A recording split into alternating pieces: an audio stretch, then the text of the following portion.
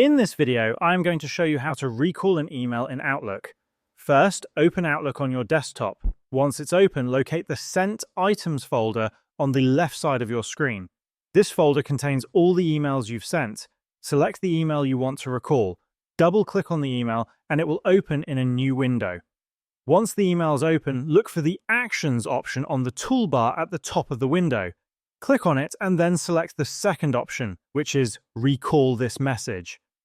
After clicking on Recall this message, a dialog box will appear explaining what message recall does. Outlook will try to delete or replace copies of the email in the recipient's inbox, provided they haven't read it yet. At this point, you'll have two options. The first option is to delete unread copies of this message, which will remove the email if it hasn't been read. The second option allows you to delete unread copies and replace with a new message. This option is useful if you want to correct the email and resend it with the proper content. For now, we'll select the first option, Delete Unread Copies Only, and click on OK. Once you've done that, Outlook will display a message saying that it is attempting to recall the email.